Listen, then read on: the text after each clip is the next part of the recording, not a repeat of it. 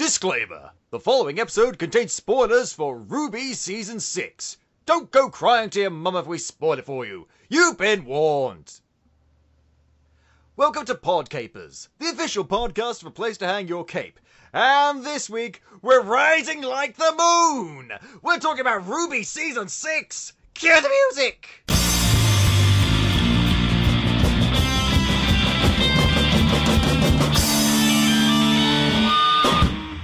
Hello there, Capers, and as I said, welcome to Podcapers, the official podcast of a place to hang your cape. My name is Scott James Merridew, and this is the show where we talk about various geek and nerd-related topics, and I'm joined each week by a very special different guest. I mean, you know this guy by now. He's my friend, my cohort, my hetero life mate. Give it up for Mark Russell. Congratulations and celebrations on the 100th episode of Podcapers. Thank you very much, considering the fact that you weren't there for it. I was busy. Yeah, I'm sure you were, I'm sure.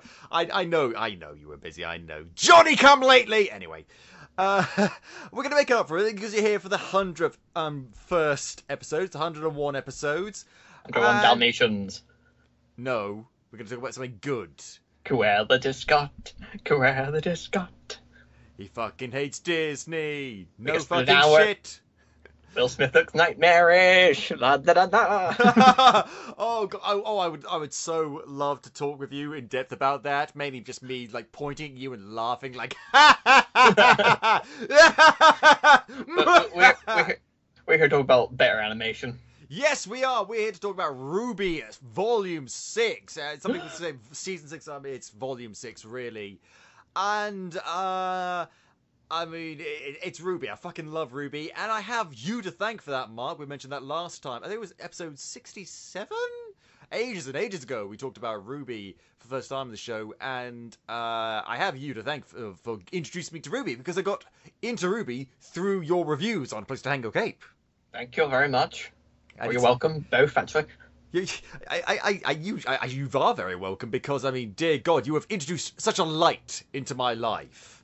You really have. I love RWBY so much. I have, as anyone who has met me in real life knows, I have this bag that I have with a lot of buttons on it. Because whenever I go to a comic convention, I always get buttons, and I have a lot of buttons. I'm obsessed with buttons, and I have these RWBY buttons featuring each of the sigils of the four main characters. You know, Ruby, Weiss, Blake, and Yang. Only recently I discovered, oh no, the Yang button has fallen off my bag, and I've no idea. No. I've no idea where it is, and it's gone. So now I have to get another Yang button. So, they discovered the Adam Taurus button and snapped it in two. Oh no! Oh no! Oh! Yeah, so I think we have to talk about Season 5. I don't think we discussed Season 5, if at all, then certainly not in any great length. Last time we talked about RWBY. And Season 5, I mean... Okay, it wasn't bad, but... It was a bit clunky. It was a bit clunky and a bit unfocused, and I'll be honest... I kind of struggled watching it. It was kind of a chore for me. I remember it being like, oh, okay, look, I like this is good, but I could be watching I feel the need to watch so many other things right now, and I've never had that with RWBY before. Well, as Nora said, Laura jokes, at least we get to finally leave this room. They spent the entire cast who weren't bad guys, spent the entire season in one room talking exposition. Yeah, but thankfully, no such issues with Volume 6 for me. What about you? No, I can't think of any. No, I really enjoyed Volume 6. I thought it was much more focused. I thought we got a lot of answers to a lot of questions that have been coming for a fucking long time now. Indeed, but we got answers straight away. And like a certain other animated thing I love, Kingdom Hearts. We get some answers. They're answering things. You just pile more questions atop things and wing it when you come with an answer. Thor, we gotta go and fight the Heartless. Aqua, Kyrie, I don't know, Mickey, that's all. That's all of Kingdom Hearts as far as I'm aware. Pretty much. You know, I've never played Kingdom Hearts. I tried once to watch a Let's Play of Kingdom Hearts because I thought, you know, so many people like this. Maybe there's something to it. And fuck me if it wasn't the most confusing whirlpool of insanity I've ever witnessed. It is. It certainly is. But you know, I do enjoy it more or less for the story. But it's just kind of fun running around with Woody and Buzz Lightyear exploring Andy's room. That's probably one of the reasons why I play it. Basically, yeah, basically. But we got off track already. But that's the thing. See, when you have a complicated lore and all these different elements, you've got to find a way to, if not present it straight away, make. I think it's clear. I think it's clear that Rooster Teeth, the people behind RWBY, had a plan in place the whole time for why all these different magical or mystical or plot-related elements were in place. There was a reason for everything, it's just they knew the full picture, we didn't. I think that's clear now with the advent of Volume 6. Because I would have been... I get this feeling like this was always going to be the case. This wasn't something they made up like on the spot after Season 5, like, oh shit, we need to come up with an answer for these things because people are getting kind of tired of not having any answers. Apparently they have a archive of lore stuff somewhere in their HQ, so they were left with a lot of content to use. Yeah, I mean, thankfully, Monty Ohm left the series in very good hands, and I know they used a lot of his material, a lot of his stuff. So it's all coming together. It's all falling into place, and we don't have all the answers yet, but we know a lot more than we did before, and that's partially due to the fact that we suddenly got the magical exposition-giving, sexy blue genie lady. We'll get onto that. That's episode 2. Oh god, yeah. So where we left Season 5, we left off with Yang having a big old confrontation with Raven, Cinder seemingly dead. Yay! Seemingly. Salem revealing herself properly, and they all congregated in Haven, and the team was finally back together. Not since Season 3 had the team been fully together. They've been split up for so long. And so, end of Season 5, having them back together was so fulfilling. And now they're back together for good. Hopefully, yeah. And also it turns out Ozpin is now living inside the body of a young boy. Yeah, make of that. Not like that. You're just ignorant. You don't know. Anyway, no. So, I was making a stupid Michael Jackson joke. Okay, right. I don't even know how that would work. Moving on. So, Volume 6, we start off with them all saying, okay, now we've got to go to Atlas. This country, Atlas, for reasons... Going to deliver the Relic of Knowledge to General Ironwood and make sure the Relic of Creation is secure. Oh yes, because in addition to the summer, fall, winter, and spring maidens, and the Silver Eye people, and the Grimm, and all this other shit, they've got like these relics of MacGuffins. But they got to get into Atlas, and they got to find the douchebag from Season 3, General Ironwood. I mean, he was all right in the end, but seriously, that guy keeps on making really bad decisions that really negatively affect everyone else in the world. Stop making bad decisions, General Ironwood. Stop it! Just stop it! Just think about what your actions entail. Oh god! And so they're making their way to Atlas via the train. The train. The Argus Unlimited or Limited or whatever it's called. The Remnant Orient Express. Except no one is murdered on it. Absolutely. And so then, what a coincidence, what a shock in RWBY, a lot of Grimm attack the train. That never happens in RWBY. That never happens. Grimm attacking? I've never seen that before in RWBY. And it turns out, though, that they're attracted to the Relic of Knowledge. Well, it would have been helpful if Ozpin gave them that knowledge. Yeah, and it contributes to a recurring thing on the show that's been building up for a while now. The Ozpin keeps on saying, hey, trust me, I've got a plan, I know what I'm doing, and then refuses to tell anyone anything. And it's kind of like what Dumbledore did, except Dumbledore realised pretty quickly, like, oh yeah, I should probably just start telling you stuff because, you know, A, you deserve to know, and B, you are clearly not going to cooperate anymore if I don't tell you shit. So, but the Ozpin never quite gets that, and we'll get onto that in a bit. One thing I do want to point out, though, the new theme song, before we go any further, the new theme song, what did you think of it? It's wonderful. It's glorious. I can't think of a moon pun. I guess, but here's the thing.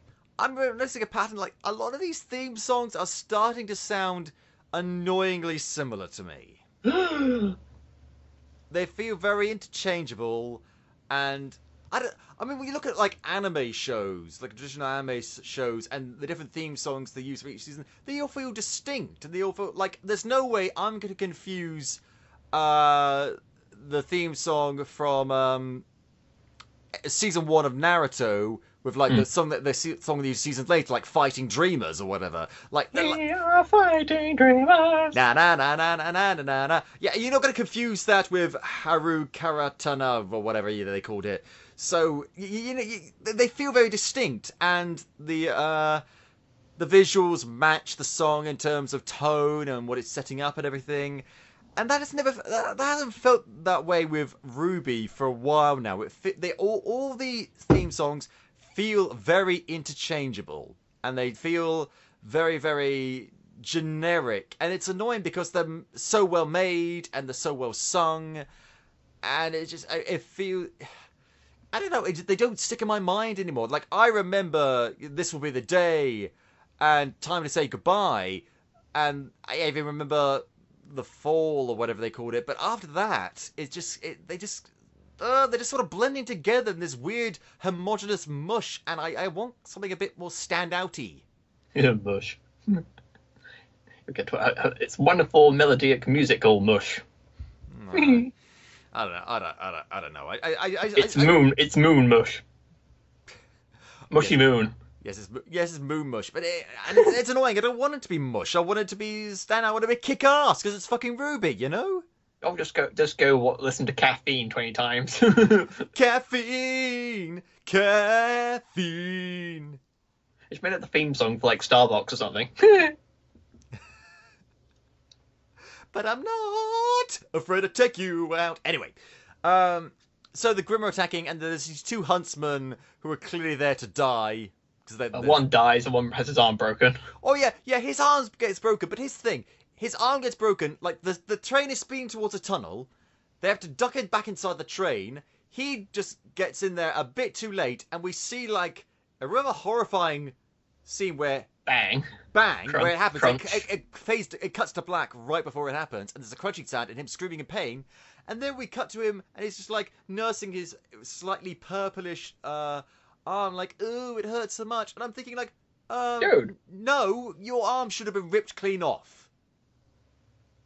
Not as clean as Yang's, but you're really on that. Jeez, come on, man. I don't know why it's on my brain. Where do I get to the Pyrrha jokes? That was, or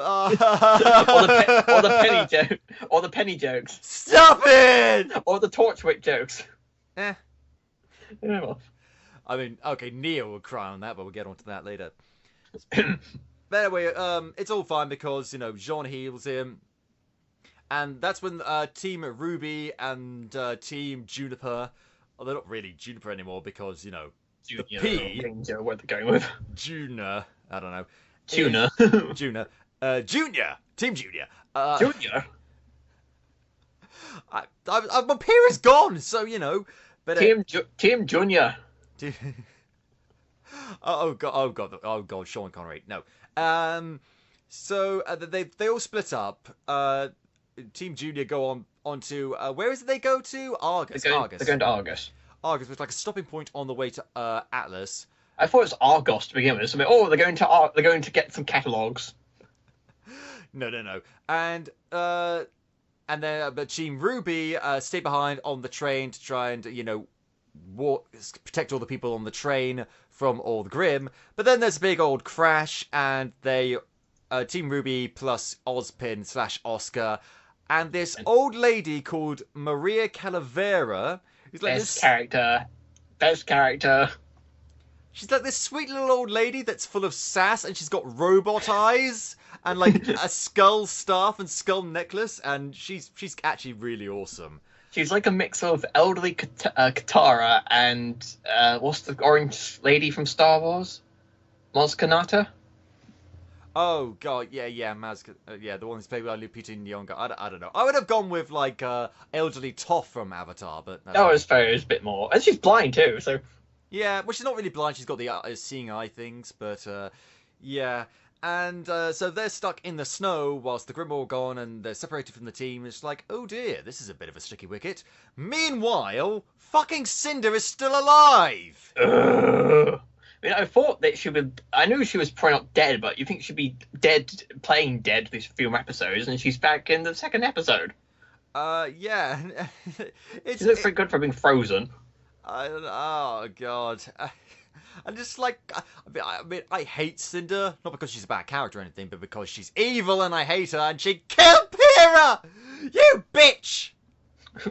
Oh my.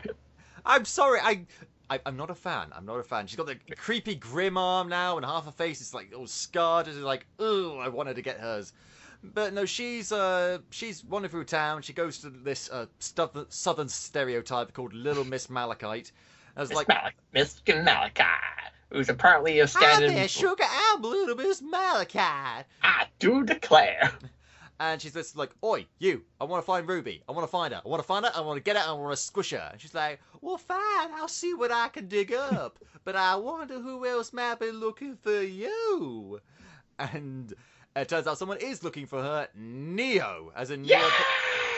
Where the fuck was she this whole time? I don't know. Around. She's just standing around everyone's favourite mute ice cream themed Umbrella wielding badass. And they have a little fight, and I love what that Miss Malachite says. Hey, girls, mind taking outside, and then Neo throws Cinder out the window. it's very funny, but they quickly come to a truce and realize, okay, wait a minute. You blame me for your boss's death, even though I wasn't the Grimm that ate him. But we both really hate Ruby, so let's team up to find Ruby. Deal? I hate Ruby. You hate Ruby. Together, she doesn't stand a chance. Interested?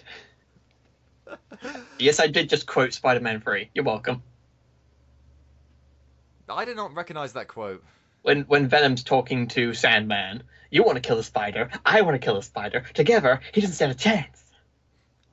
Well, I tried to block that movie from my memory. Now we've got good Spider-Man movies again. So I'm moving on, Mark. What are you doing? So, and at this point, Team RWBY are in the snow with Oscar, and they're basically like, okay, Ozpin, we want some fucking answers. You didn't tell us that the relic was going to attract the Grimm. Maybe that would have been useful information. Just like, you have to trust me. No, we don't. Like, and then they act, and then Oscar takes control. It basically says he's trying to hold back knowledge, just like say Jin. And they're like, well, we should probably jump a little bit because there's a flashback, isn't there, where Ozpin explains that apparently the relic of knowledge can grant, was it three questions? Oh, yeah. And apparently he's used them all, but he lied.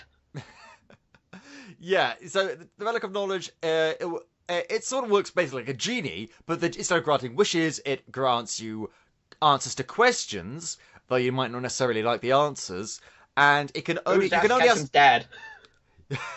Well, who is? But anyway, it turns out it was Brock the whole time. No. Dun dun dun. What? I don't know. No, it was Meowth. Dun dun dun. Anyway, and so you can only ask 3 questions though every 100 years, and so and you have to summon the genie. And she's basically a genie. You say her name, Jin. And, I mean, it's weird this came out not too far away from, I mean, this was November. When did the Aladdin trailer come out?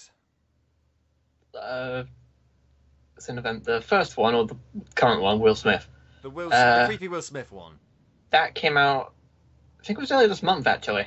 Right, okay, so it's kind of far away, but it's all the same. I love how we've got one animated genie, and another animated genie by a multi-billion-dollar Hollywood film corporation, and one genie by you know, an independent web series content creator online, and their genie looks much, much better than the Will Smith genie. I mean, You know what? You know the worst part is, if Will Smith raps, that means they haven't remade Aladdin, they've remade Kazam. oh So no. he's blue, and not played by Shaquille O'Neal. Oh god. I mean, I want to just for clarification. It's not Will Smith. It's not the fact that he's blue. It's the fact that Will Smith's face is so poorly plastered on to the CGI genie body. It's so uncanny valley, and it's just side rant for a moment. It proves what I've been saying all along. That Disney, right, they're more concerned with pumping out all these live-action remakes than they are with them being of any actual quality. Mm-hmm. There is, I mean, for goodness sake, considering the standard of CGI nowadays, you're telling me you couldn't have made that look any better? The stuff from Alita Battle 1 looked better. Yeah, and even then I find that to be a little bit bad, but I mean, dear God. It's you know what, it's sad. It's sad. In order to distract people from that, they had to release the Frozen 2 trailer early. Oh god, no one likes Frozen 2. Quick, release Frozen 2. They'll love it, and they loved it. Well, I mean, yeah, even I loved it. Oh, No word of a lie. If that trailer for Frozen 2 was the only trailer I saw of Frozen 2, that's enough to make me want to go see the movie. well, you could just watch that trailer because you don't seem to like watching trailers and just take it from there. Well, I mean, I like watching trailers for movies I don't know that I'm definitely going to see.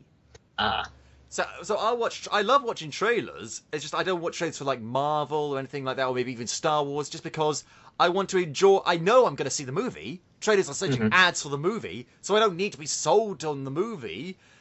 So I'd rather not see anything related to the movie and avoid any potential spoilers or things that I could just enjoy in the theater for the first time. That is true. And so that's just my perspective on it. But I saw a trailer for Frozen 2. I was like, well, I don't know if I'm going to see that because I fucking hate Frozen 1, so I'll see it. And it's like, oh, that looks really good. Oh, that's kind of epic. Oh, look at her battling the ocean. Oh, look at them. Oh my god, he's like riding with a herd of reindeer like he's fucking Chris Pratt on that quad bike with all the velociraptors. Holy shit, there's like huge expansive wilderness. Oh my god, Anna's got like a sword. Shit, this looks epic. Shit.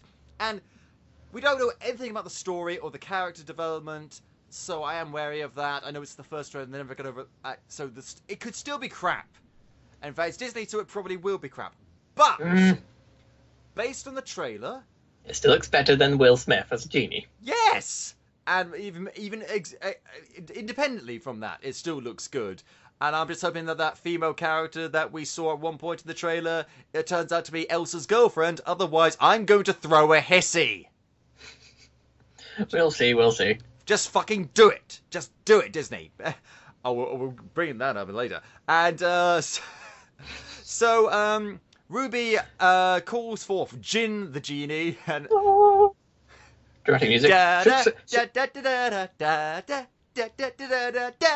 She reminds me of the Great Fairy from Legend of Zelda, which is basically this big woman, except she's not blue. Yeah, she's kind of Zelda. There's a clever bit. The vault for the Spring Maiden had Jin as a statue, so that was some clever foreshadowing.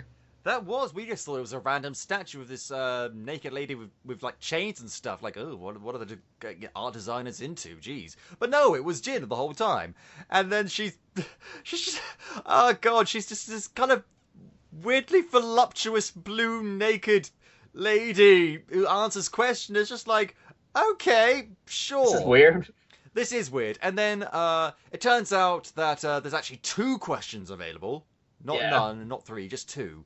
And Ruby asks, okay, what is Ozpin hiding? And he runs at her. It's like, oh my god. He's like, no! And then flashback. Actually, it's not really a flashback. It's Jin telling the story to them through visions, rather than just her like saying what happened. We get some nice visual narrative. And let's just run through. This is basically the setup for the entire world of Remnant at this point. There's a lot to run through, get through, isn't there? Right, so let's go through it as best we can. So it introduces it brilliantly, because it's like, once upon a time, in a tower locked away by a cruel father, there was a young girl. Oh, she looks so sad. What's her name? Her name is Salem. Oh. Oh shit! And then there's a handsome guy came up with a suit of armor and stuff. His name was Ozma. Oh, okay. Why is he called Ozma and not Ozpin? Well, Ozma's the princess of the Wizard of Oz, so that's I guess that's a reference. But he's called Ozpin.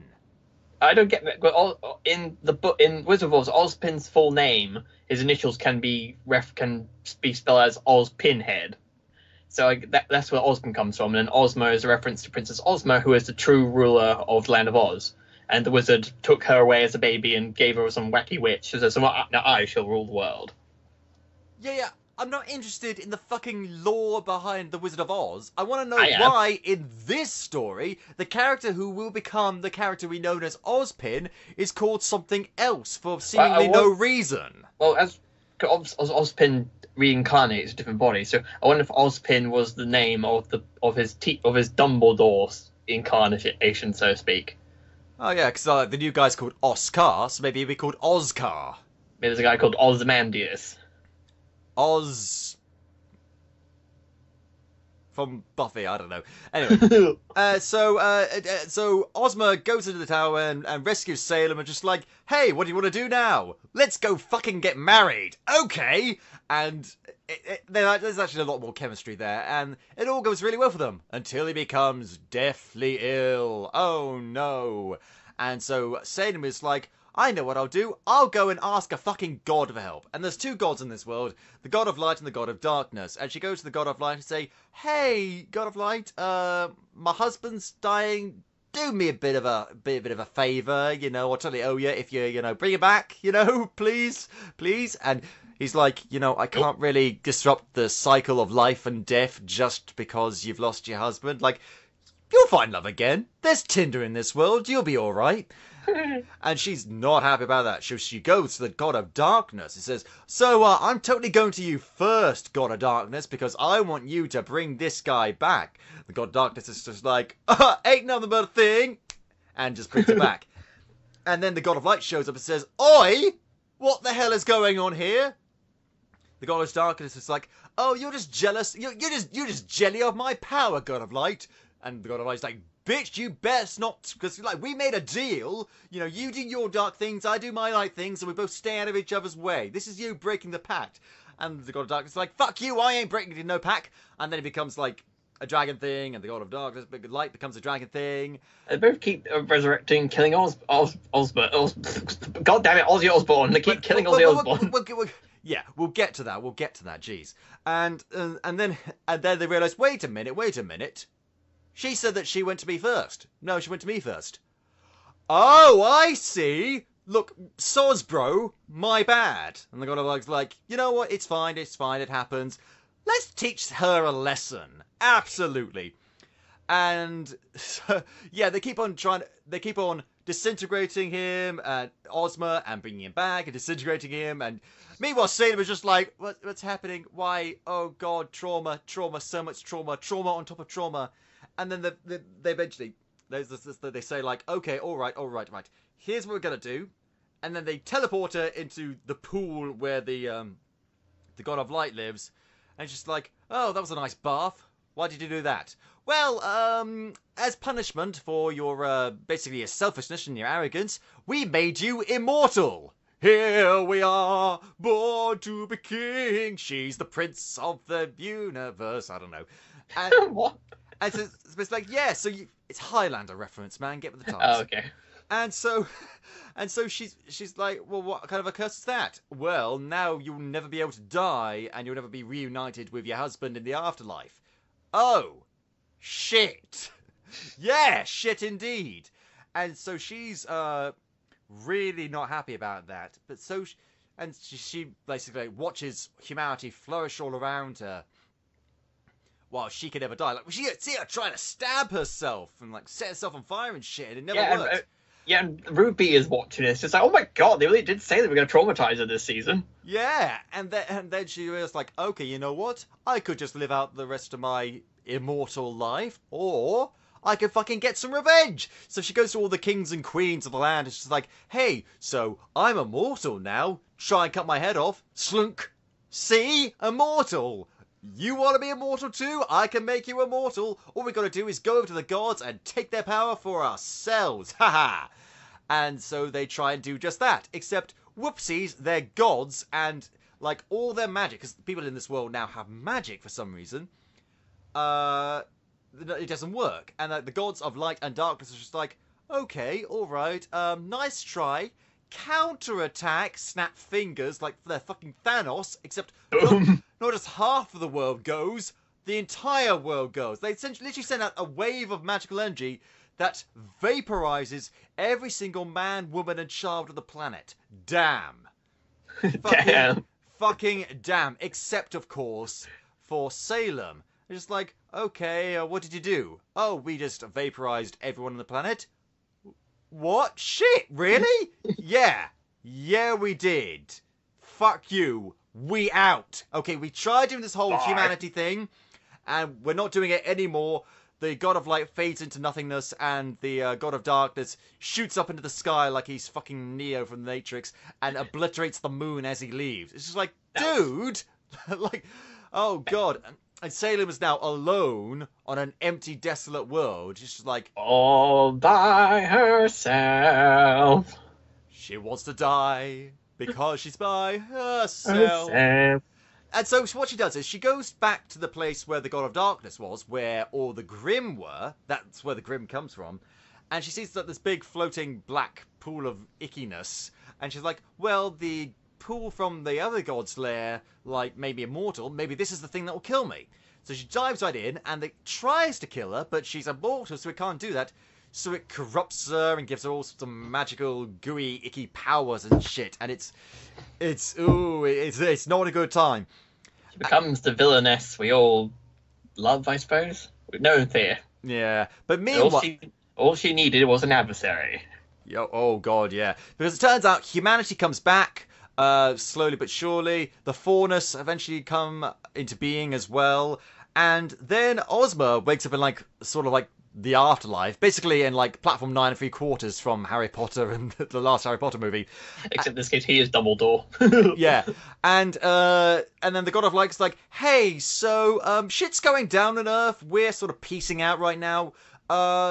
Here's the thing, though. Do you want to just well, your girlfriend's kind of gone insane, basically, and we kind of want you to well, we basically got this little test. You see, there's going to be this 4 relics. If you bring all these relics together, we'll come back. And if humanity has learned to live together harmoniously and just be less dicks about everything, then everything's going to be all right, and we'll introduce you to like a new golden age for humanity. But if you're kind of like still dicks, we'll kill you all. Sound good? Not really, no. Well, tough shit, that's the plan. So you're going to get reincarnated. Boom. And then he gets reincarnated time and time again, until one day he hears stories about a witch in the woods. Who could it be? It's Salem. And then they get together, it's just like, oh my god. Okay. I first thought like, oh my god, they're going to fight. No, they get back together, it's just like, I'm so glad you're here. I'm so glad you're here. You don't care that I'm all creepy looking now? No. Do you care that I'm in a different body? No. And they realize like, okay, so we're both like immortal and have like all these superpowers and shit. Why don't we use them for the betterment of humanity? That sounds like a great idea. Let's like unite all of humanity and become like the gods of this new world. Yay! And oh look, we've got 4 kids, all of whom look vaguely seasonal themed. Yay! Indeed. And what a shock. It doesn't really turn out well. Salem gets a bit too power hungry, saw that fucking coming. And they fight, and they get basically obliterate stuff. The kids presumably die. I know. And basically they're enemies from that point on. She goes trying to, bring Grimm around and doing sorts of evil stuff, and he just struggles through body after body, just trying to unite and be a force for good in the world. And oh god, and it basically sparks this sort of conflict between them going on for fucking centuries. And that's basically the whole flashback sort of thing. Like, it's revealed like the relic is one of 4 relics. Bring it together, the gods will come back, and shit's gonna go down.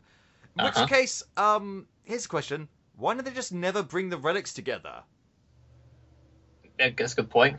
Because, like, if they don't bring the relics together, the gods won't come back and they won't be judged. So why would they ever want the gods to come back? Like, even if they united all of humanity, like, there's still a chance the gods could... Like, the gods fucking wiped out all of humanity once. Why would you ever want those guys back? You've been getting on for centuries, eons, millennia even, perfectly fine without them. I say perfectly fine. There's a lot of conflict in the world, but you know what? It's better than getting wiped out. If we can just talk about the relics for a minute. They finally told us what they look like. Hooray! Let the scavenger hunt begin. We already know what the Relic of Knowledge is. The Relic of Creation, which is an atlas, is, I think it's a staff. I was hoping it was a paintbrush, because creation. The Relic of Destruction is a sword, which we actually saw in the, what was it, the World of Remnant short episodes he did, which was used by the last King of Vale, who may also be Ozpin, to end the Great War. And the Relic of Choice is a crown or a laurel wreath. And yeah, now they gotta, I guess... Gotta catch them all. Gotta catch them all. Gotta find the Dragon Balls. Quick, get the Infinity Stones. Gotta find that map to Luke Skywalker. Jeez.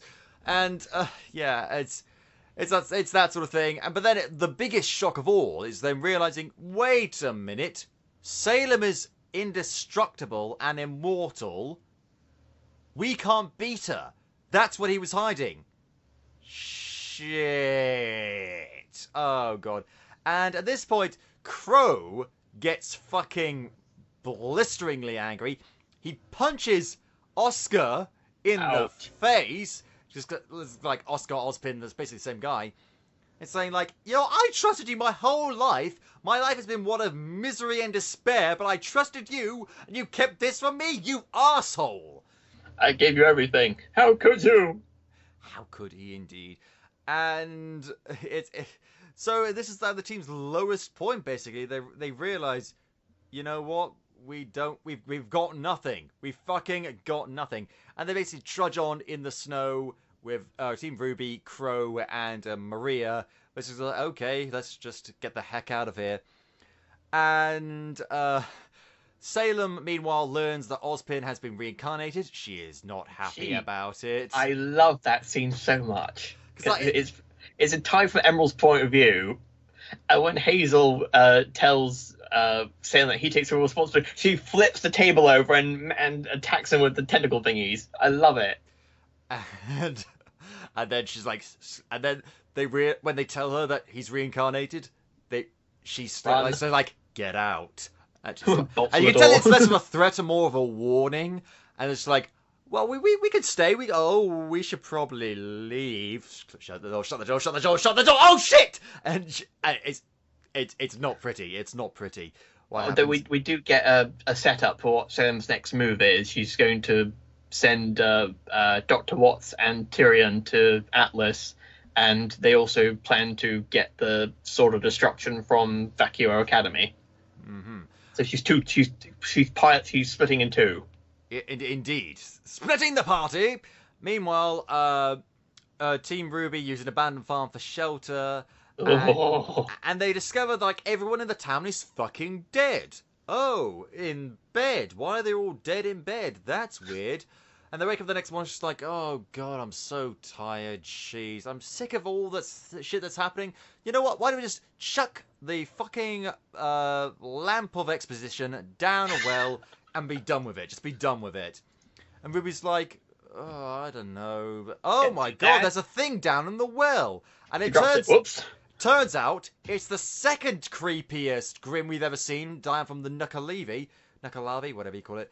it's this thing called the apathy, which just sucks your will to do anything right out from your body. It essentially turns you into a fucking teenager. Yeah, they're a bit like Dementors, except without the cloaks. Bit like Dementors, but they're not sucking your happiness. They're sucking just like your will to do You, anything. everything. Evil, green, the dark side of Green Lanterns. Oh god, yeah. And but they managed to defeat them thanks to the fact that Ruby has using her Silver Eye MacGuffin powers, and then Maria's just like, Ruby, here's how you use your powers. Thinking about preserving your friend's life and everyone else's life. Silver powers activate. All right, Maria, how did you know how to do that? Well, isn't it obvious? I used to have silver eyes. Oh, what a coinky dink! You happen to be here. Cool. Yeah. And We can probably jump ahead. I just want to say that Alone in the Woods, I think, is the best episode of this volume because it's just so terrifyingly scary. It is very, very. I think it's very It's weird they came out in December and not Halloween because it's a very Halloween-esque episode. Which they're trapped in the snow in the middle of nowhere. What I like is the backstory they explain. It's like something out of the Twilight Zone, how the farmer was struggling for money and he stopped paying huntsmen. And Steve's like, oh, I know, we use these creepy monsters in order to lower our emotions, and he just puts them in the basement, and then the rest of the pack move in, and they just pretty much drain them all to death. You know, it's less a Twilight Zone thing, more like a sort of H.P. Lovecraft or what's the one thing? Evil Dead sort of thing. Oh, that's why I was thought. That's why then. Because Maria learns about it through like diaries that the guy is Bartholomew or Bartleby or whatever his name is left behind, and it is very, very creepy. I wouldn't say it's my favorite episode, but it is very creepy. Maybe it's because it's and seeing Team RWBY, who fight Grimm for professionally, and they are now trapped in the basement with these Silent Hill-esque monsters, and I freaked out when Blake went catatonic for a second. Yeah. And see, because I don't think I've ever seen Ruby scared of Grimm before, really. But now here are these creepy zombie-esque Dementor thingamajiggies who want to suck out her willpower until she dies. Yeah, it's a very creative Grimm. Considering we've basically got like this huge bestiary of Grimm now, and it's interesting the different ways they keep going about it. So the next episode, though, we get more backstory on Maria. It turns out she was a famous huntress called the Grim Reaper, who sort of inspired Crow, in his youth, but got blinded in battle and had to use these new goggly googly eye things in order to see. And she and Ruby make a deal like she'll teach her all she knows about the silver eye thing. Meanwhile, though, they reunite with Team Junior at Jean's sister's home. And remember where we said, like, how, Elsa needs a girlfriend, John's sister's got a wife. Yeah. I have been wondering, are they ever going to acknowledge any LGBTQIA plus themes or characters in RWBY ever since that Ilya, the fucking chameleon girl, I can never remember her name. Ilya. That's it. Because earlier this season, Sun, who has been partnered with Blake this whole time, leaves to go back with Neptune and his other teammates. Because hey, I've been away from my team too long. She's like, no, Sun, don't leave. I like you. But anyway, and Neptune tries to hit on Ilya, and Blake says, barking up the wrong tree. I'm just like, okay, so she's totes gay then. Because I think I pointed this. I've maybe pointed this out before, or definitely thought about it before. Like, Ilya's probably gay, but they never actually. She is. They confirmed Ilya's pretty much is a lesbian. They confirmed it. Did they confirm it in the show or behind the scenes? Well, she blushes in front of Blake, and she pretty much does a declaration of love to her. That's not confirmed. What does she actually say? I love you in that way. Well, she implies it. Well, I don't care about implications. I want fucking explicit something. I want it to be clear. I want to be fucking clear. She is into women. She's into women. But it's not that clear. You could interpret that another way. Maybe if you were kind of dense. The entire fan base is interpreted that way. Yeah, but it's not actually been specifically stated in the show. Meanwhile, you have Jean's sister who is saying, "Hello, I'm a lady, and this is my wife, who is also a lady. Here is our son. He is adorable. Look at him. Adorable." It's called Terracotta. Terracotta. I think one of the fan characters I made for RWBY was called Terracotta. So they stole that from me, you bastards. Oh. How dare you? But yeah, and so they're hanging out in Jean's sister's house, and they basically update Team Junior about everything that's going on. Jean does not take it well, lashes out at Oscar. Poor Oscar, he basically gets all the shit thrown at him. His fucking life is miserable now. Jeez, the poor guy. He did not ask for any of this. Yeah, since we forgot to mention, Ozpin kind of became persona non grata after he got a balking for everybody. Yeah, and he's basically treated deep inside Oscar's mind and won't come out. Come back out. We demand you help us. Come back out, you coward. But anyway. And, oh god. And so, and then Oscar runs away. Oh dear god, so they have to try and find him. Meanwhile, while that's going on, RWBY and Maria have a little talk about what it means to be silver-eyed and all that sort of stuff. And they sort of go into the backstory of it. It's this whole other thing. It's not really worth talking about now. And so they're all searching for Oscar in the city, and Jean comes across a statue of Pyrrha and meets this red-haired lady who I swear is voiced by the same actor that does Pyrrha. She is. Yeah, and then I don't know if she's like it's Pyrrha's mother. It's heavily implied it's Pyrrha's, a relative of Pyrrha's. Because the leaf that they have flowing around the sea, no, the flowers that she has, I looked them up. Apparently they are Greek symbolism for motherhood and maternity. Because everything in RWBY is chock full of symbolism. Symbolism! Yeah. And, oh god, it's so sad! It's a beautiful scene. But why? What I like about it is that they, obviously people suggesting that this lady who may or may not be Pyrrha's mother was a hallucination or something like that, which I disagree with, because who put the flowers there? Yeah, the flowers are definitely there. And then what I like best about this is that Ren and Nora came in, and they finally got to have a scene together as a team once again, where they finally deal with their grief together. It's always just been John or RWBY, but now we get to have the full set again. Yeah. And in a way, because you got the statue there with Pyrrha, and Ren, Nora, and John all together. It's like Team Junior put together one last time. Someone got a tissue. We are lightning, straight from the thunder. Like, actually, they use that song instrumentally a lot. Like the scene where Maria and Yuvi are talking about being silver-eyed and all that stuff. They've got this lovely like panpipe version of it. It's just like I love them. Aside from the fact that the theme songs are starting to become a bit samey, I do love the music in the show. It occurs to me that the scene is slightly hampered, that Ren is not wearing his toes are exposed in this cold climate. Yeah. He's not going to get frostbite. Then again, look what Yang and Blake are wearing. Weiss is the only character who came prepared. Pretty much, yeah, jeez. I mean, I'm sorry, Blake. Belly shirts are not conducive to colder climates. Jeez. And so they find Oscar back safe at home, and turns out he's just like getting a change of clothes. Yeah, John apologizes, and everyone like hugs and is like, "Nah." And the casserole. My casserole. Nora has such a weirdly bizarre reaction to Oscar now. She's like baby cute Ozpin, she calls him, or something like that. It's adorable. Further reason why Nora is my favorite character in the show. But they've got a problem, because it turns out the only way they can get to Atlas, where they need to go, is through like this station, like that's been controlled by this Napoleonic character who really does not like Maria, and she's just like, "Nope, there's no way you're ever getting through here. But we will let Weiss in and Weiss alone." Okay.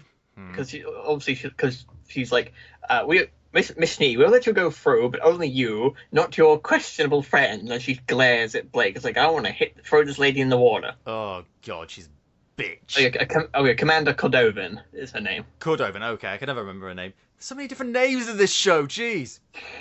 And, so it's a bit of a problem for them. And there's no way they can really get through.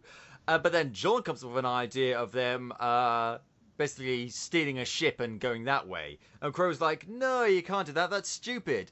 But at this point, Crow has been spectacularly unhelpful so far, and has been clearly shown like, okay, so he's not just like having a drink out of a hip flask because he's cool and something. No, it's hinted at strongly that he's got a problem. Yeah, he's got a very big problem. Yeah, and so Ruby says, you know what, Uncle Crow, love ya, but shut up. You're not in charge anymore. I am. We're hearing you out. Jean, let's hear it. And so what happens is Weiss stows Maria in a large suitcase, and they go into the airship, and they steal it. And there's two funny guards in it that they throw out with a parachute. It's hilarious. And then Cordova, whatever her name is. Cordovan, figures out that it's Maria on the ship, and Maria's just like, okay, yeah, so you try and stop me from going through once before with cashews? Well, now I'm eating a bag full of cashews! It's actually hilarious. And they basically have a huge plan to disable the radar tower, pick everyone up on the rest of the ship, and then head to Atlas. Unfortunately, in my opinion, the plan, before you get to that bit I know you're going to get to, the plan, in my opinion, is ridiculously flawed. Yeah. Because they're basically saying, I know, let's commit theft, go across illegally smuggle ourselves into a country, and do the old Return of the Jedi fly casual trick, and hopefully no one notices us. So I'm just wondering, obviously they explained it and all, but when I saw the episode, I was like, how are they gonna get to the airship? How are they gonna get onto the airstrip to get the airship? How would they breach base of security? Won't they need clearance codes to get to Remnant? I'm just saying. It's a lot of problems, but they somehow managed to pull it off. Yeah, it's a whole thing. But then, guess who turns up? Everyone's favourite psychotic, abusive ex-boyfriend, Adam Taurus. Boo! Fucking hiss. Boo! Hate him. Hiss! Hate him more than Cinder. You bastard! You absolute bastard! And since the last season, he was the White Fang realised, oh shit, you kind of like ran away at the end of the fight there, and you kind of abandoned everyone, you kind of screwed everything up. So fuck you, you're out. And he's like, out am I? Goes full Willem Dafoe on them, just like kills them all. Out am I? And then he goes full crazy and basically goes the psychotic ex-boyfriend route of blaming Blake for everything and being like, he says some really nasty abusive stuff that I mean, aside from the whole swords and magic shit going on, it's probably been said to some people in the past by real people. It's actually very disturbing. Mm-hmm. His mindset and how he blames her for everything. Yeah, and we've glimpsed him throughout the volume. We're just kind of creepy, like, oh god, is Adam actually following them, or is Yang just having a PTSD moment? Turns out he actually was following them. Yeah, he was following them and just waiting for a chance to get Blake on her own. And he does, and she goes incommunicado. And so Yang's like, I'll find out what's going on with Blake and the radar tower. You guys stick to the plan. Then Cordovan, I don't care. Turns up in a fucking giant mech suit with a large dust laser cannon. It's like, oh shit. Talk about extremity. And she goes full crazy as well, like, you're all ungrateful people, I'm going to kill all of you because Elysian people are superior. She's actually kind of a ridiculous character. It's very, very how should I say, ultra-American, if, you know, that sort of thing. Bring out the flags. Imagine if you mixed American arrogance with British colonial attitudes, like, that's what you get. And a giant mecha. And a giant mecha, yeah. And Crow's like, oh my god, this is all my fault because my semblance for causing bad misfortune is my fault. It's like, well, probably, yeah. Why are you still here? But Ruby's just like, you know what, we're going to fix this, we're going to sort it out. And so they fight Cordovan, and Crow, and they all attack from different sides. They're like, some of them are on the ground. Oscar and Maria are up in the air in the ship. And it's a very good fight, to be honest. And they finally win by Ruby like barreling down the barrel of the laser gun and blowing it up, immobilizing the robot. And she's like, "Oh God, no! I'm defeated!" And everyone's like, "Yay, we defeated her! What's that? Oh shit! It's fucking Grim Godzilla!" It's Godzilla! It's Grimzilla. Run for cover. So, yeah. And so they realized, okay, so there's a giant fucking Grim attacking the city right now. A huge pack of flying Grim as well. And we just broke the one thing that could easily get rid of it. Shit. Well, if it's not one thing, it's the other. Well, I think it ties in well with this volume's theme of desperation and stuff, how the characters have had to break their own rules, I suppose, in order to get stuff done. Because if this was normal case, RWBY team would never steal a plane. Yeah, they have become very desperate, and that really ties very strongly into the revelation that Salem is immortal. And one thing I want to say about that though is they say that like she's immortal that way there's no way they could beat her, right? Except there are other ways they could beat her. You could immobilize her. You could find some way to take away her power, imprison her, Put her in a box. Put her in a box, fucking break her legs. Like, you don't have to kill someone in order to defeat them. We went through like 3 seasons of Avatar: The Last Airbender in order to figure that out. Did Aang ever kill anyone? No. Unless Zhao counts. No, he didn't kill him. Oh, no, he did. He drowned himself, didn't he? Yeah. Yeah, so Aang hasn't killed anyone. Yeah, it hasn't. And so it's like, oh god, it's so hopeless. Like it's not entirely hopeless. It's more difficult. Don't get me wrong. Be easy to kill her. Now you can't kill her. It is going to be more difficult, but it's still possible. Jeez. So they've got all these Grim to fight. Oh shit, what's going on? So RWBY tries to use her Silver Eyes powers against the Grim, and it doesn't really work. So she calls Jin, who like freezes time for it. Just like, hey, so nice trick, but don't fucking do it again. Okay? Next time you call me, it better be to ask me a question. Okay? No more freebies. No more freebie. Oh god.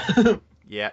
And so she uses a Silver Eye power on Grimzilla. It's like, yay, we won! And then it sort of shatters the outer shell around its head. It's like, oh shit. Well, it makes sense because this is RWBY's first time properly using it when she's in control. Absolutely.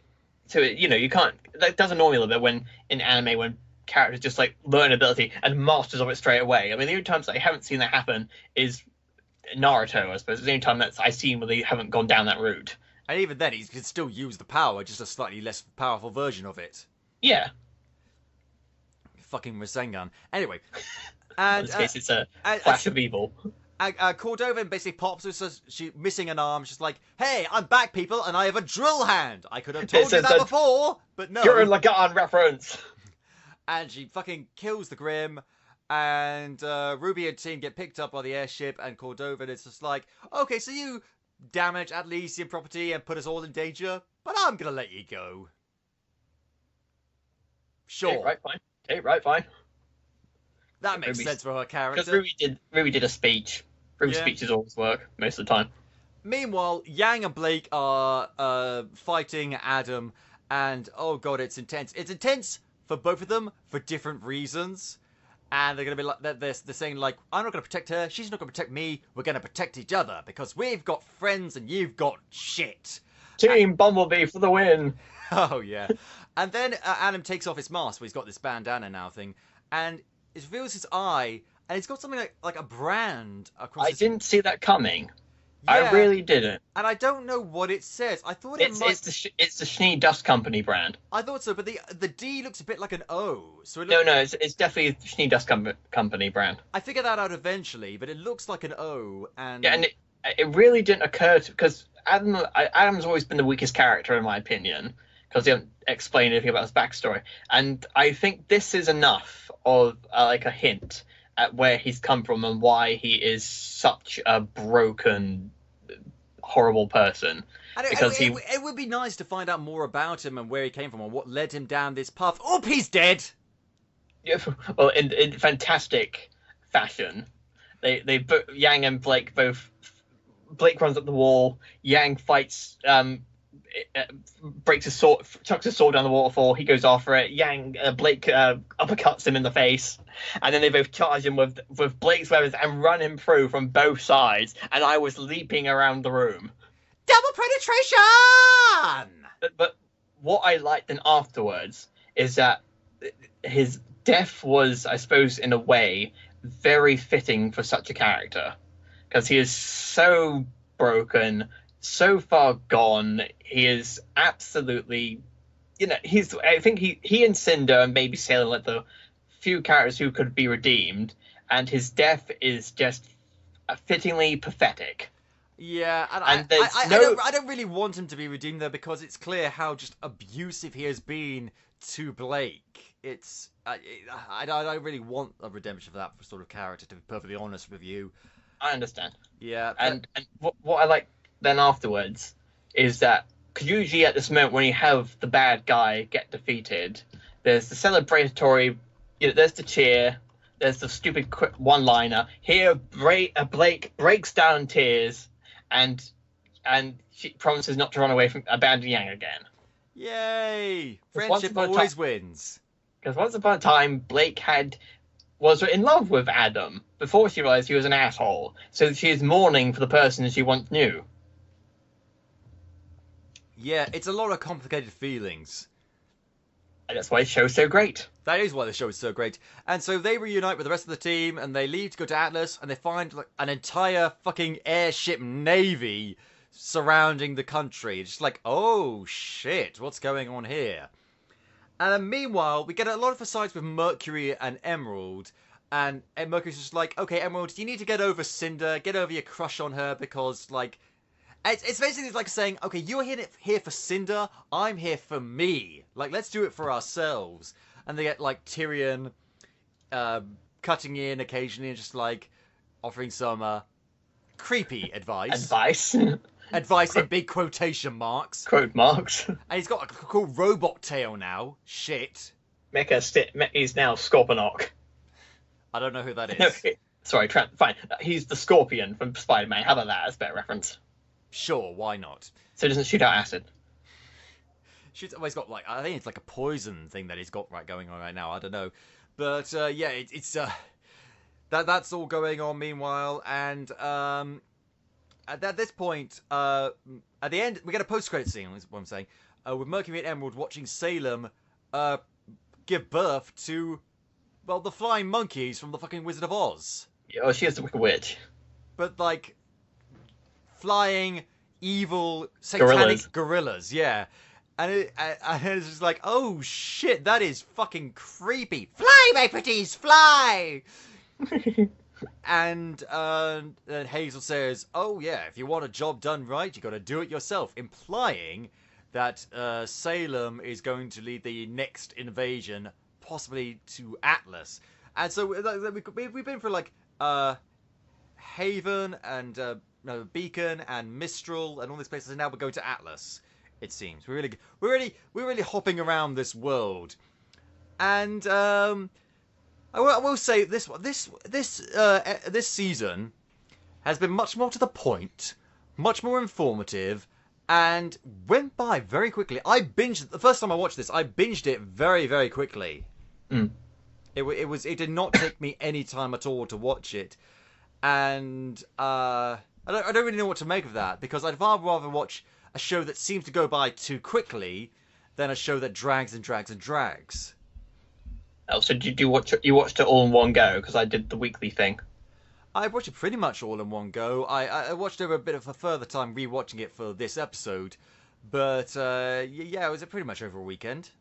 Okay, because I watch it week by week, so it might be more of an anticipation thingy growing up for me, I suppose. Well, because like if I watch it like as it comes out, it's more impatient. Yeah. It's sort of like, okay, it's not very satisfying. With some of the longer episodes, like the 25-minute episodes, it's a bit more satisfying.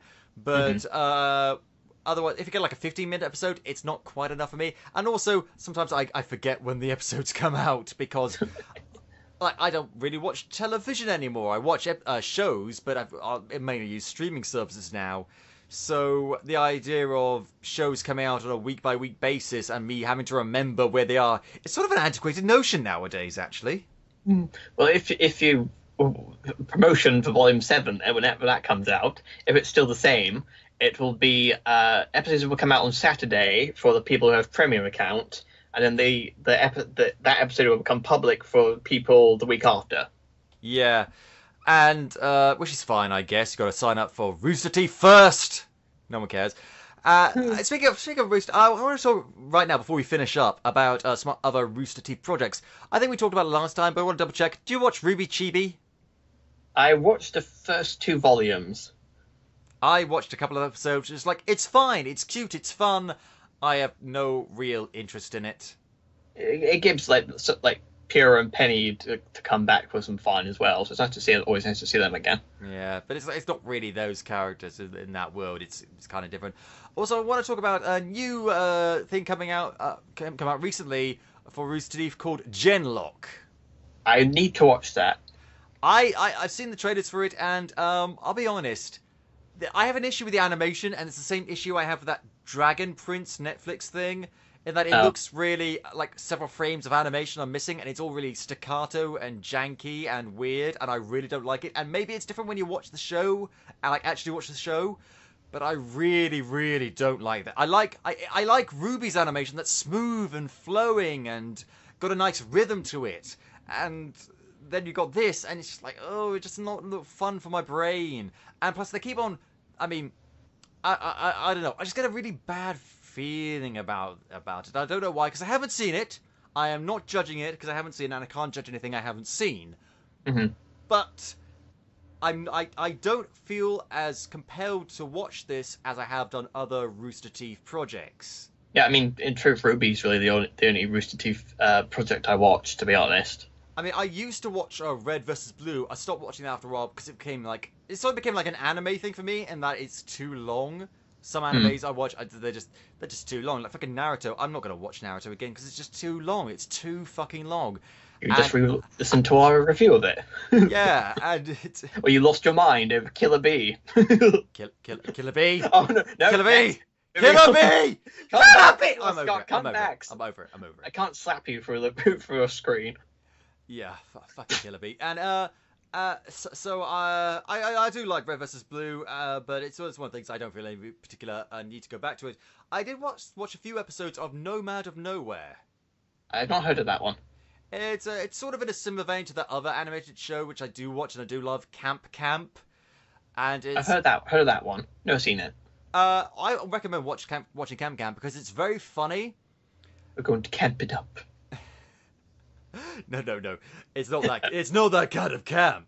Well, there's one character, but anyway, and it's very, very funny. I in my mind, I thought Nomad of Nowhere was going to be similar. It's very different though. It's very interesting though because the Nomad of Nowhere has got this magical power to make anything, any inanimate object come to life and have googly eyes. Okay. But he doesn't talk. And it's sort of like this screwball madcap dash to find the Nomad of Nowhere, and by lots of different characters, and it's fine. I guess I watched a few episodes, but it's not really something I really wanted to go to. So it does seem like, aside from Camp, which is an intermittent thing, the bigger thing from Rooster Teeth is RWBY, and I can understand because RWBY is fucking everywhere nowadays. But it's in Japan. Well, it's got some Japanese manga now. One of my friends has got one of those crossover fighting games that has the Team RWBY in it. Blaze Blue. Yes, that's the one. I downloaded the demo actually for Blaze Blue Cross Tag Battle, and that's got RWBY and Weiss, and I think DLC for Blake and Yang. Yeah. Yes, to my knowledge, they're the only RWBY characters in it. Yeah, There's lots of other. There's Blaze Blue. It's Cross Tag Battle. It's characters from Blaze Blue, Persona 4 Arena, Under Night in Birth, and RWBY. It's basically all the slightly obscure anime-esque concepts out there. Let me put it this way: you're not gonna see any RWBY characters in fucking Jump Force anytime soon. Probably not. No, shame though. I would love to see that. I want to see fucking Yang up against Goku. That's what I want. We know that she's beaten Tifa Lockhart already, so all that's left is Goku. Crush them all, Yang. And also there's another a tower defense mobile game recently out called RWBY Amateur Arena, which I haven't played because it's a fucking mobile game, so who cares? I followed their thing on Twitter. Yeah, and There's nice artwork. yeah, and and with the manga and the comics, and I believe apparently it's been announced that a series of young adult novels based on RWBY are going to be published early this year. So whether they're going to be coming out soon or already have done, I'm not quite sure. And they're going to focus on Team Coffee. Caffeine! Caffeine! And they're going to Vacuo. So if Sun's group are going to Vacuo, Team Coffee are going to be Vacuo, and Team RWBY are going to Team Vacuo, their cast is going to be huge. Oh, yeah, it's going to be so much fun. Yeah, it's going to be Coco blasting out of Salem with a minigun. I'm not going to lie, as soon as those books come available, as soon as I find them, I'm getting them. If I can, Woo! I'm going to get them. And also, Rooster Teeth, sadly, have made a very stupid decision. They've made a partnership with DC to publish RWBY and Genlock comics starting this year. So... They're also making they've also, they've teamed up with Netflix to make a Transformers animated series as well. Oh, okay, so Rooster Teeth are really taking off. They're expanding their wings. Yeah, I mean, they've always been a big, huge thing. They've always been a household name, but just on certain types of, like our households. Not like other people's households, our households. Well, yes, I suppose, yeah. And so, but now it's nice to see they're getting a bit more mainstream attention and being taken a bit more seriously because they've been releasing really engaging, dramatic, funny, well-animated content for years and years and years now. And I'm glad that they're getting a lot more recognition. They've got like a few live-action shows they've done before, which I haven't seen, but they've got stuff coming out in the future. I believe it's what was it called? Like a Bloodfest thing, like a horror thing. Which feature? I swear, I'm not sure. I want to double check this, but I swear that features Ned from Spider-Man: Homecoming.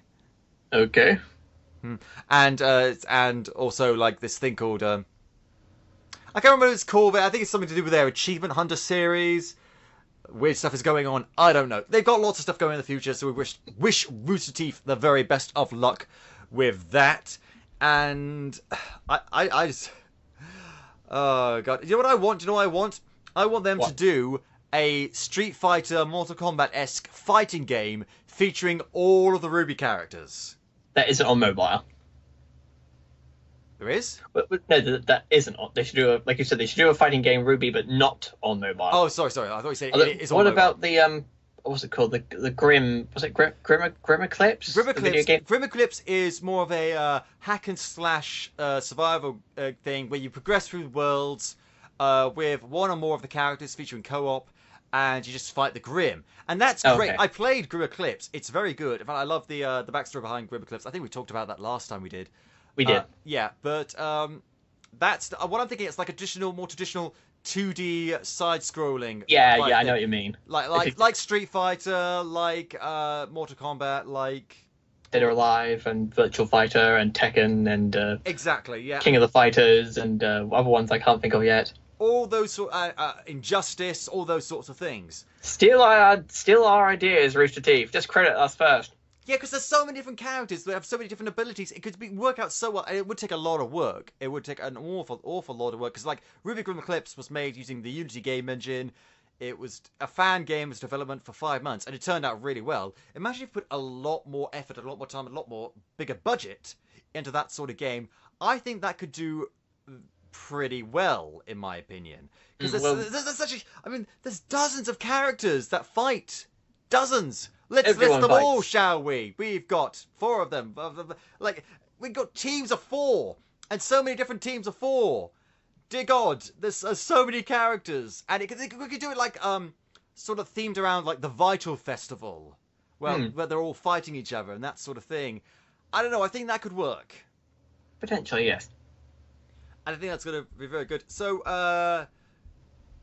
Volume 6 of RWBY started August last year, and it finished actually around this time last month. So we're a bit late getting to it, but you know what, Capers? We had some other stuff to deal with, like technical issues and the 100th episode and all sorts of shit. But you have to bury your laptop with full honors. We played of the Angel. No, we played what's it called? The theme from Spock's funeral. Amazing Grace. They played Amazing Grace. We buried it. That's how you know that song from? Just from okay, fine. Okay, Scotty.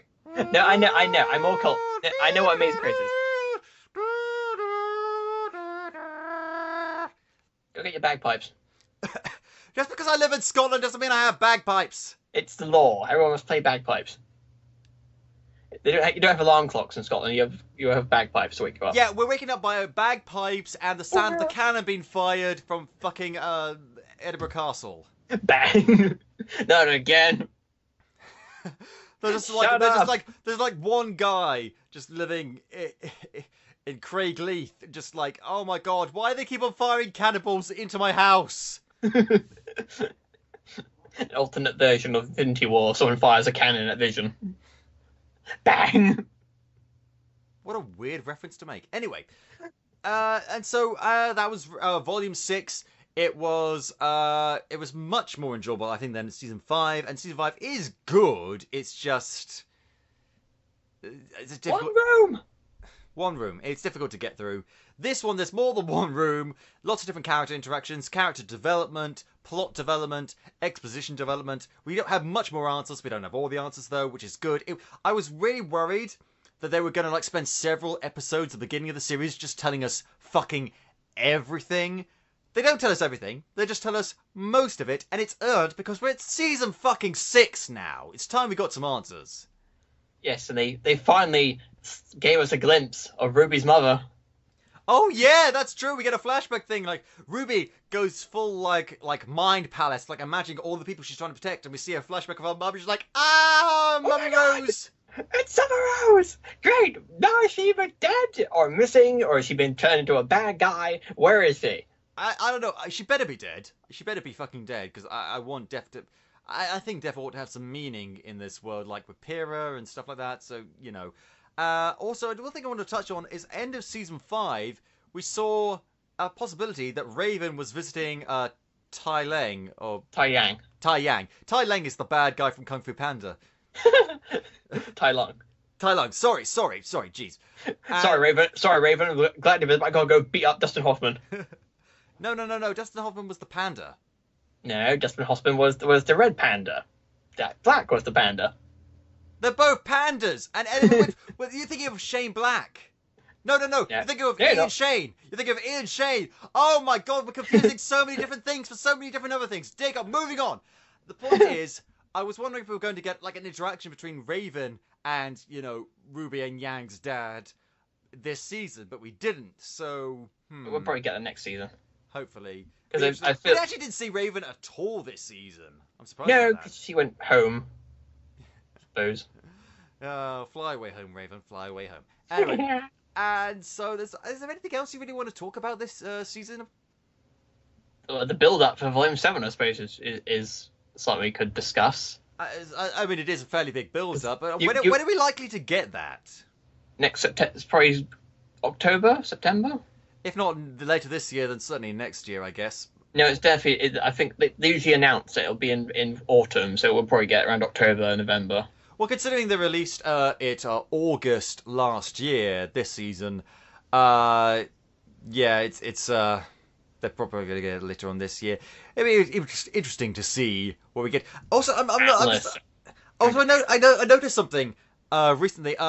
So Mercury's voice actor, same voice actor that plays Spider-Man in the new Spider-Man video game. No end to his talents. No end to his talents. I mean, I knew Yuri Lowenthal's name beforehand, but Sasuke! Yeah, it stood out though, and I like that voice actors and bigger name people getting involved with Rooster Teeth and things like that. Because like Genlock has got Maisie Williams, and David Tennant, and Michael B. Jordan. Him, wow. I know, right? It's like, and Dakota Fanning. These are like some huge stars, and they're getting involved in a web series, an animated web series, an original IP, no less. And you've had people like Elijah Wood getting involved with Red vs. Blue, and yeah, it's so. I'm glad that some of these bigger names, if not big celebrities, and certainly voice actors like Yuri Lowenthal, people of his caliber, are getting involved. Although on that note, I hate to sour things, because this is me, but Uncle Crow's voice actor Vic Mignogna has been let go. Oh, really? He's been, because I don't know if you follow Twitter or not, but for the past like month, Mars Girl and a few other people have been revealing that Vic Mignogna has been doing inappropriate things at conventions, if you get my drift. Oh, fuck. Particularly with fans. He's been very inappropriate. He's been inappropriate. Touchy-feely. Oh, unwanted. God. So they let him go from Rooster Teeth. He's been let go from Funimation. He is but this is, you have to, and Twitter's been at war saying, oh, you don't have any proof. Like, it's been going on. There's been I don't know, only multiple eyewitnesses, I'm assuming. For 10 years. Yeah. Like, and, I'm sorry, but if you, as much as I'm a big fan of Full Metal Alchemist, and he voices Edward Elric on there, and I love Uncle Crow too, but I'm sorry, but if you abuse your power in a position where you shouldn't be doing such things, then I'm afraid you should be in such a position. Absolutely. Remove him from that position of power. So, and yeah, I had no idea that was going on because I don't focus on Twitter a lot, but yeah, that's a shame that happened. I want to make it clear, it's not a shame that he's been let go, it's a shame that he did what he did, and they've absolutely been right to let him go. I'm glad they did that. So, I mean, we'll get another voice actor for Crow, and get Stephen Blum. I think he'd be pretty good as Crow, because he's quite good at doing the gravelly voice. Oh, he'd be excellent. His voice Wolverine, for goodness sake, come on. Oh god, yeah, he'd be great. He'd be absolutely great. There's other characters, other voice actors that could play him as well, but Steve Blum would be very good. And so long, Vic, whatever your name was, we shall not remember you because you don't deserve to be remembered. If that's the case. Oh jeez, I'm just sorry that it's Mars Girl that had to find that out. She was one of the people that found it because after everything that happened with Channel Awesome and changed the channel. Yeah, big stupid. I don't like insulting people, but I do. I know. But if you're going to start accusing people of apparently trying to ruin a person's career reputation when they have already done it, and there's like tons of people have come forward and spoken about it, and now they're bombing, they're doing saying horrible things to Mars Girl stuff, but the other former Channel Awesome members like Linkara and Obscurus Lupa have all come to defend her, and I think it's brilliant. Yeah, it's oh god, just like, don't use your power, for whatever power that may be. Don't be Adam Taurus. Don't be Adam Taurus, yeah. Don't use your power to abuse people. Don't abuse people. Jeez, I shouldn't have to say this, but yeah, don't abuse people. Your life lesson for today, the more you know, don't fucking abuse people. God, but yeah, well, we need something a bit more upbeat to talk about before we finish the show. Volume 7, we're going to Atlas, which is a giant floating island. I didn't know that. Yeah, I did not know that either.